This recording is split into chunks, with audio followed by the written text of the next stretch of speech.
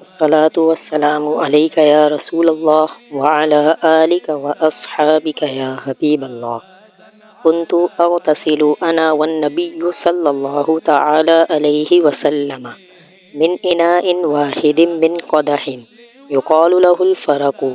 میں اور نبی کریم صلی اللہ تعالی علیہ وآلہ وسلم ایک ہی برتن میں غسل کیا کرتے تھے، اس برتن کو فرق کہا جاتا تھا۔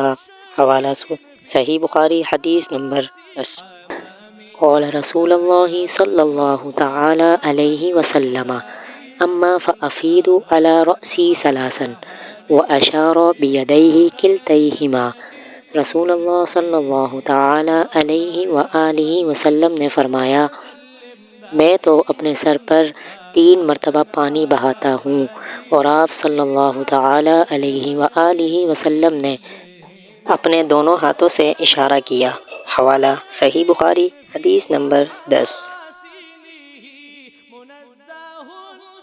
کان النبی صلی اللہ تعالی علیہ وسلم یفرغ علی رأسہ ثلاثا۔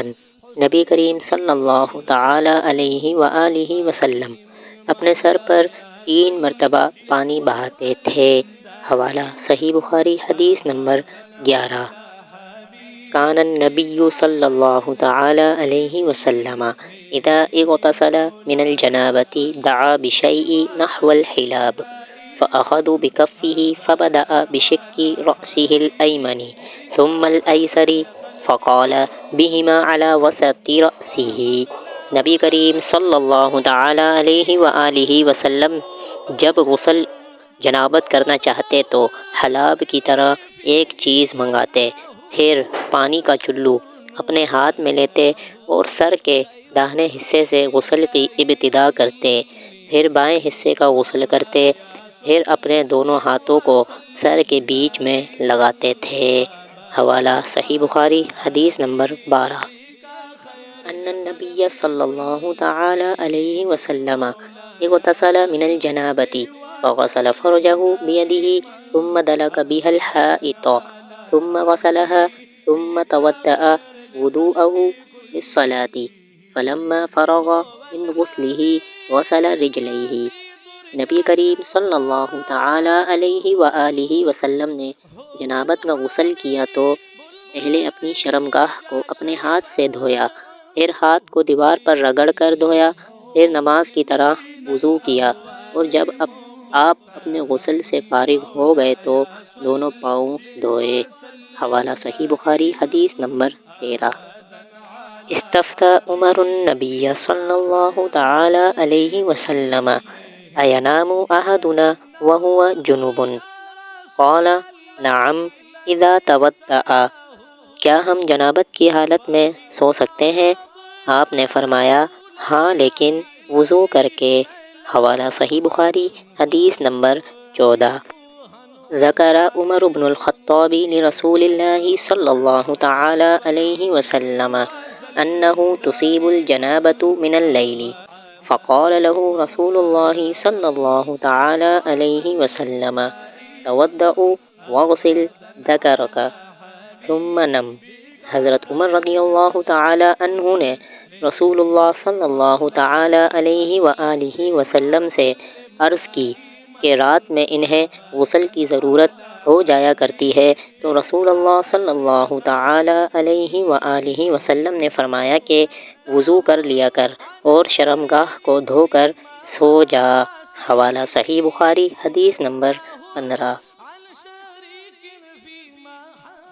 اخبرنی ابی بن کعب رضی اللہ تعالی عنہ انہ قال یا رسول اللہ صلی اللہ تعالی علیہ وسلم اذا جامع الرجل امرأة فلم ينزل قال يغسل ما مس المرأة منه ثم يتودأ ويصلي قال ابو عبد الله الغسل احوط وذاك الآخر وإنما بينا لاختلافهم۔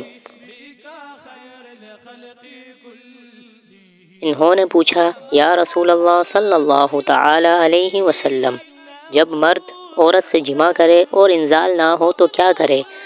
آپ صلی اللہ علیہ وآلہ وسلم نے فرمایا عورت سے جو کچھ اسے لگ گیا اسے دھو لے، پھر وضو کرے اور نماز پڑھے۔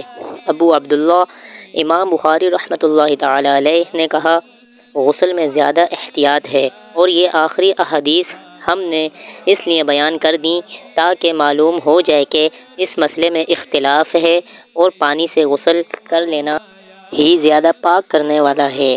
حوالہ صحیح بخاری، حدیث نمبر 16۔ ان النبی صلی اللہ تعالی علیہ وسلم كان اذا اغتسل من الجنابة بدأ فغسل يديه ثم يتوضأ كما يتوضأ للصلاة ثم يدخل أصابعه في الماء فيخلل بها أصول شعره ثم يصب على رأسه 3 غرف بيديه ثم يفيض الماء على جلده كله۔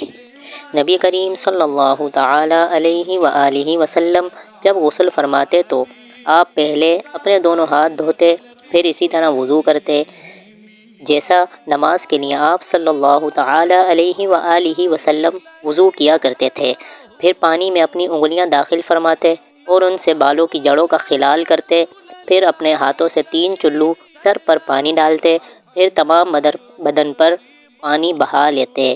حوالہ صحیح بخاری، حدیث نمبر 17۔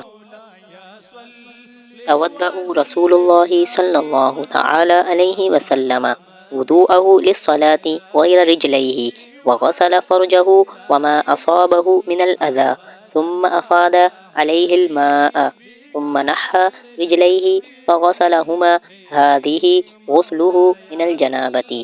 نبی کریم صلی اللہ تعالی علیہ وآلہ وسلم نے نماز کے وضو کی طرح ایک مرتبہ وضو کیا، البتہ پاؤں نہیں دھوئے، پھر اپنی شرمگاہ کو دھویا اور جہاں کہیں بھی نجاست لگ گئی تھی اس کو دھویا، پھر اپنے اوپر پانی بہا لیا، پھر پہلی جگہ سے ہٹ کر اپنے دونوں پاؤں کو دھویا۔